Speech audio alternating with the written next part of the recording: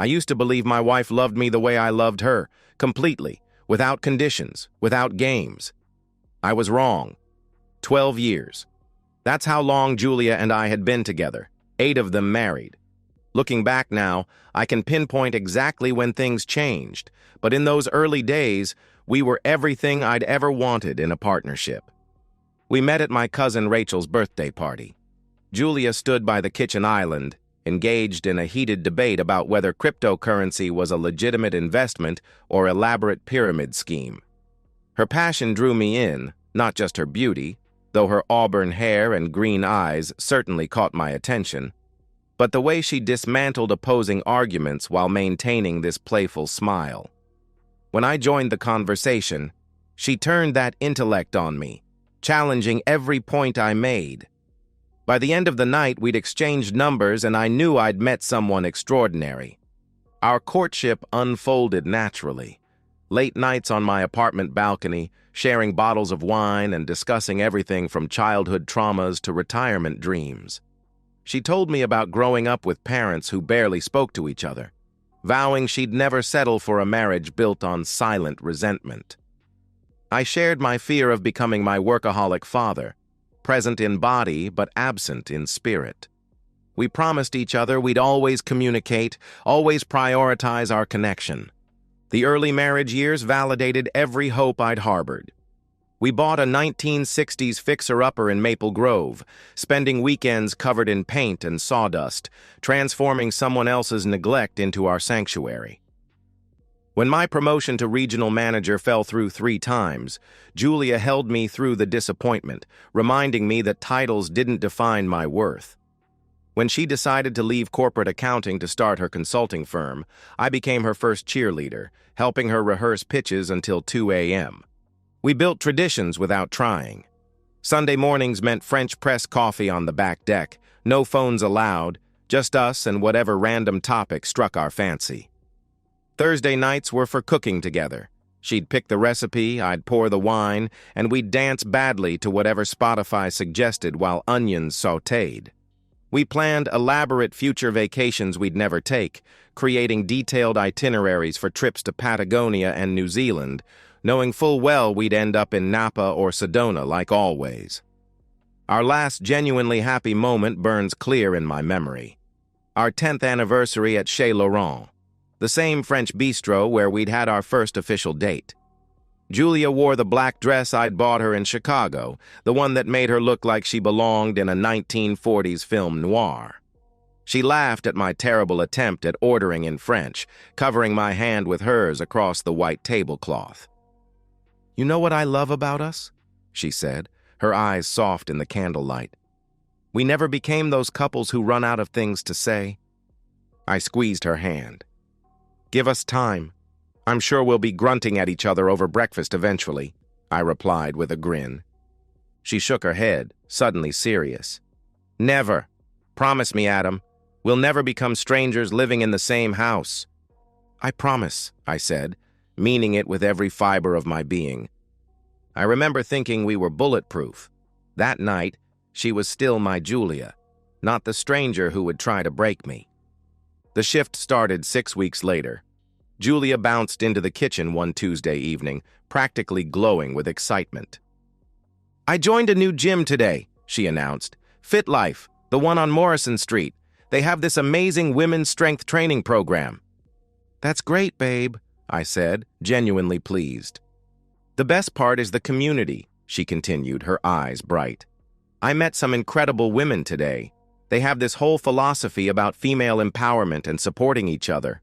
Melissa, she's sort of the group leader, she said most women don't realize their own power in relationships." "Sounds like you found your tribe," I responded. "I think I did." She wrapped her arms around me from behind. "You don't mind if I go to their evening sessions, right? They meet 3 times a week." "Of course not. I want you to be happy," I assured her. Within a month, Julia was checking her phone constantly, smiling at messages in a way she hadn't smiled at me in months. She'd light up at notifications, typing rapid responses with enthusiasm she used to reserve for planning our weekend adventures. When I asked about it, she'd wave dismissively. "Just the gym girls. They're hilarious," she'd say. I encouraged her new friendships, believing social connections would enhance our marriage, not replace it. I had no idea I'd just endorsed my own destruction. The changes crept in like fog, imperceptible until I found myself lost in my own home. Julia's 3 gym sessions became 5, sometimes 6. She'd leave at 6 p.m., returning after 9, her hair still damp with sweat, her energy crackling like electricity that had nothing to do with endorphins. "You should see Melissa's transformation," she told me one night, scrolling through her phone while I cleared dinner plates she'd barely touched. 6 months ago, her husband tried to control everything. Now he asks permission before buying lunch. I paused, dish towel in hand. "That seems extreme," I said. Julia's laugh had an edge I'd never heard before. "Is it? Men have been making unilateral decisions for centuries," she replied sharply. "We don't do that," I pointed out. "We make decisions together." She looked at me with an expression I couldn't read. "Do we, though?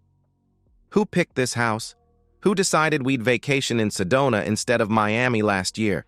she challenged. "We both," I started, but she'd already turned back to her phone, typing rapidly. The intimacy between us became a negotiation I didn't remember entering. Julia started going to bed earlier, always asleep, or pretending to be, when I joined her. Weekend mornings, once sacred, became rushed affairs.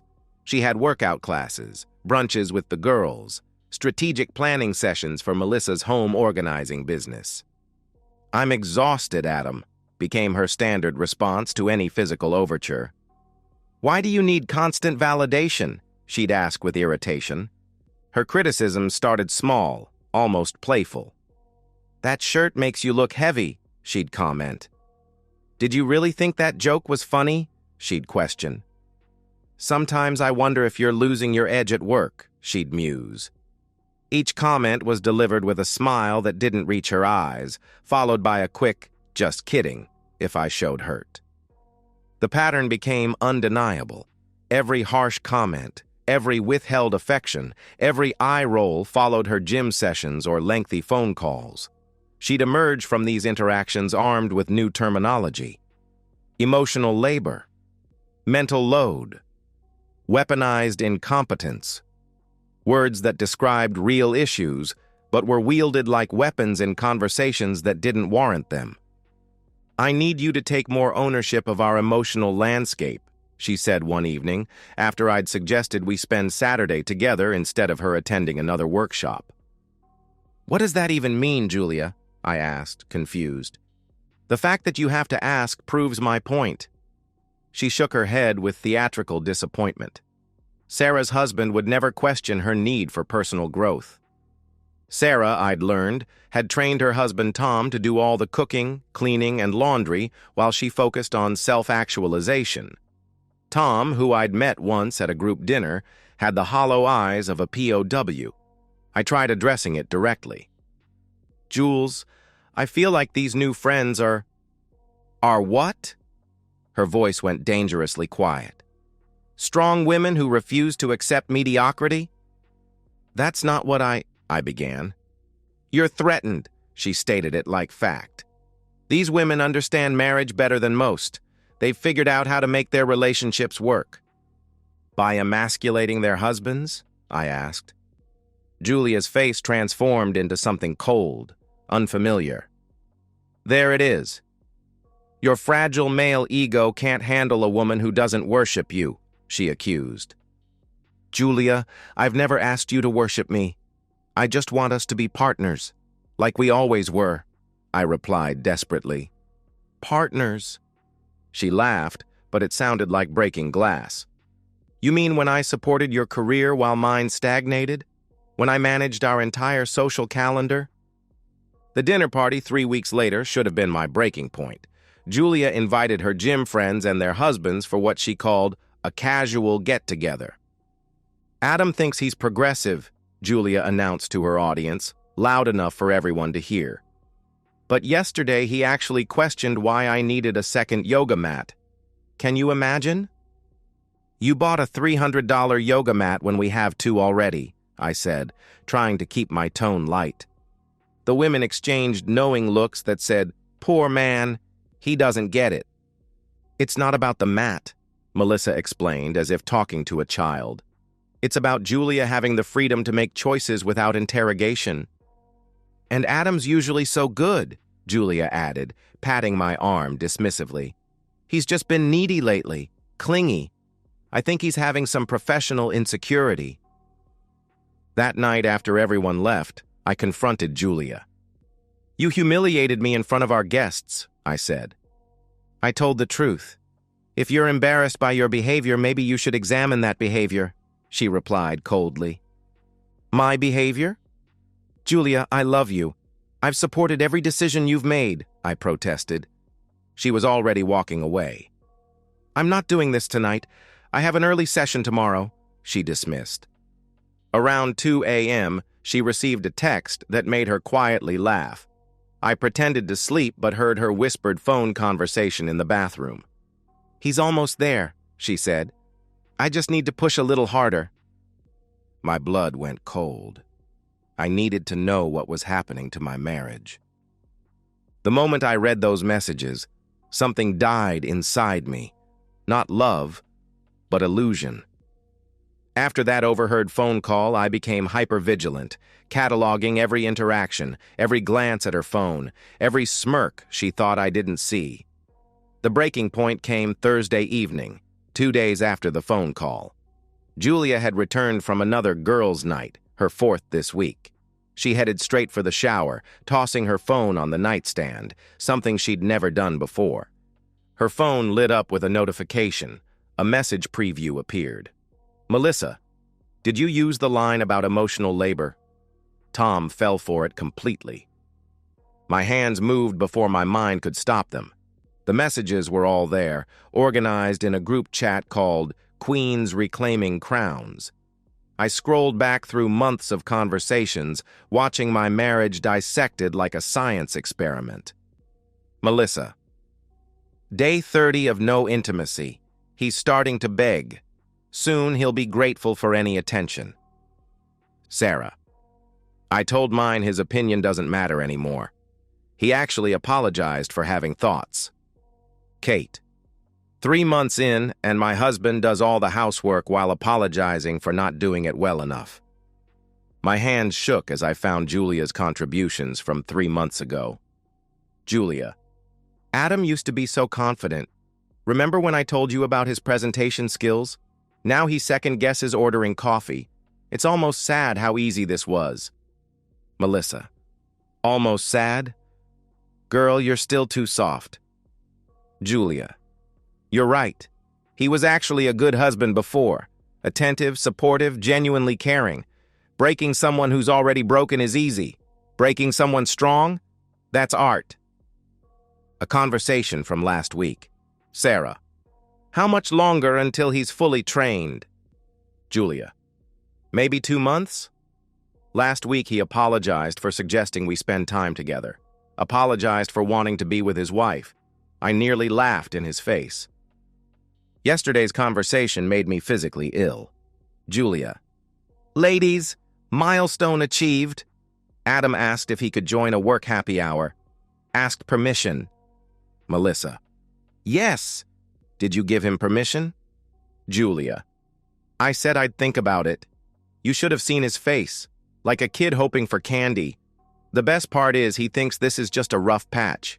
He has no idea I'm doing this on purpose. Ha ha ha. I scrolled through their strategic planning. They shared articles about psychological manipulation, worksheets titled Daily Degradation Goals, Intimacy Withholding Schedules, Gaslighting Phrases That Work. One message included a shared document, Breaking Your Man, a 90-day guide. Julia had been checking off completed tasks for the past 4 months. Beside, make him question his professional competence, she'd added. Easier than expected. 2 weeks of subtle comments about younger coworkers, and he's constantly anxious. The most recent thread was from an hour ago. Melissa. Emergency meeting tomorrow. Karen's husband found our conversations and is filing for divorce. Julia. Adam would never check my phone. I've trained him to respect my privacy while I invade his constantly. Yesterday, I went through his work emails while he made me dinner. I quickly screenshotted the most damning messages, sending them to my email before deleting the evidence from her phone. I set it back exactly as she'd left it and got into bed. This wasn't a rough patch. This was calculated psychological abuse spanning 4 months, documented and celebrated. My wife had turned me into a project, an experiment in human degradation. Julia emerged from the bathroom, checking her phone for new messages, then slipped into bed with her back to me.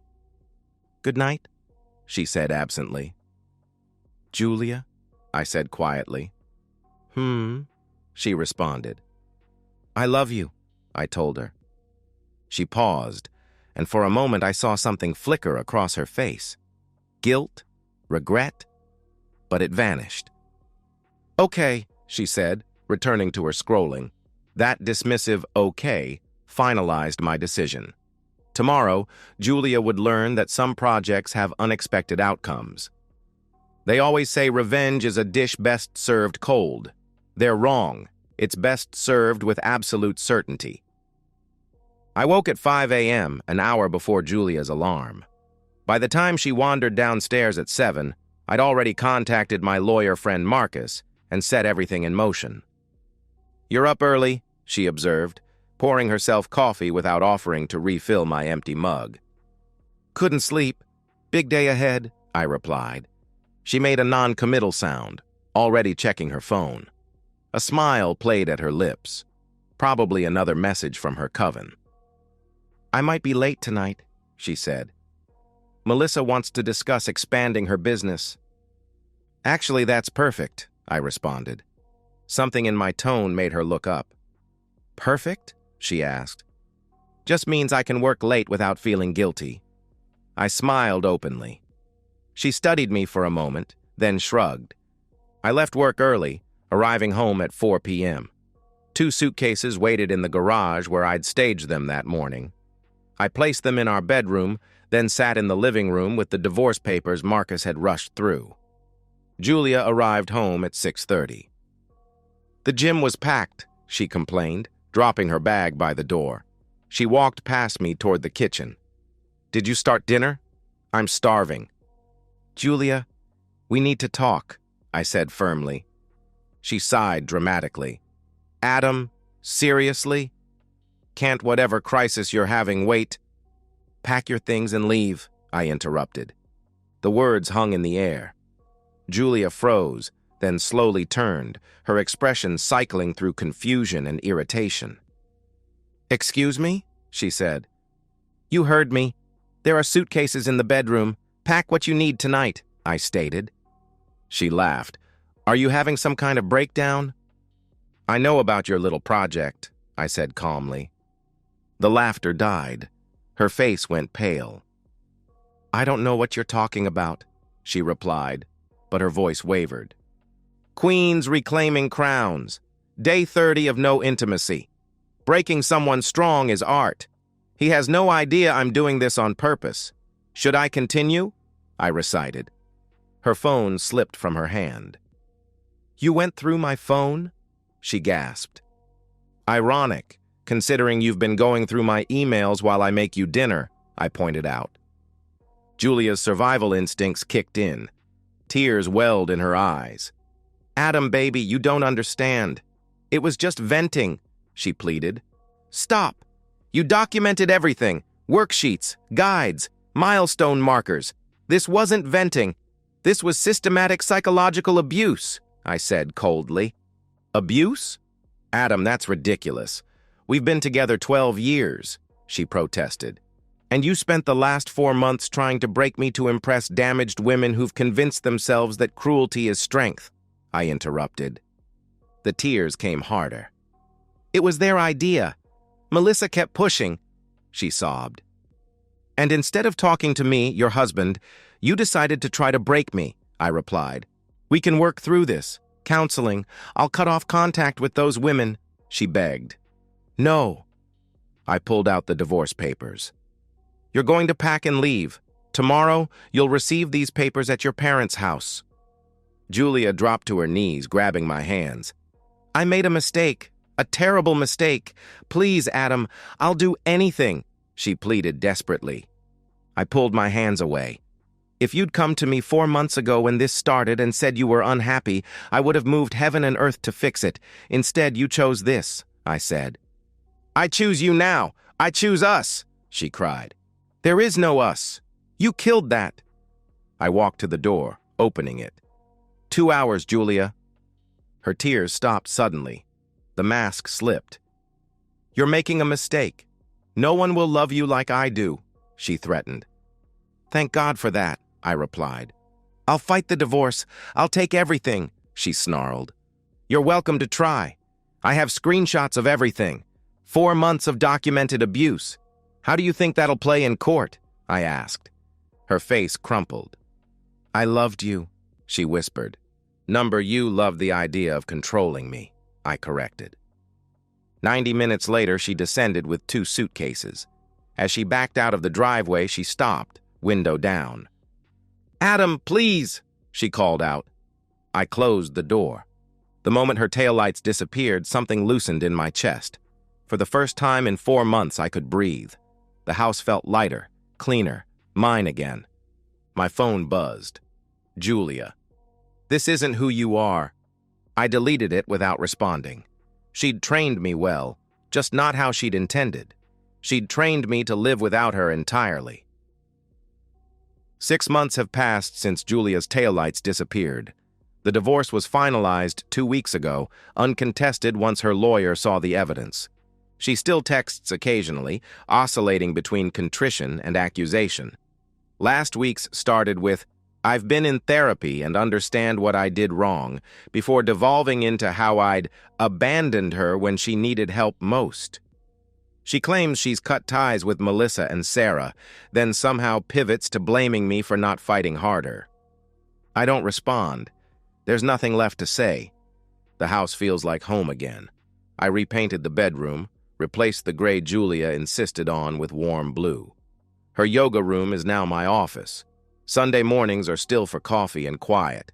Work has noticed the change. My presentations have regained their edge. My colleague Janet mentioned I seem like myself again. I've started dating. Rebecca is different. She laughs at my jokes without condescension, disagrees without attacking my character.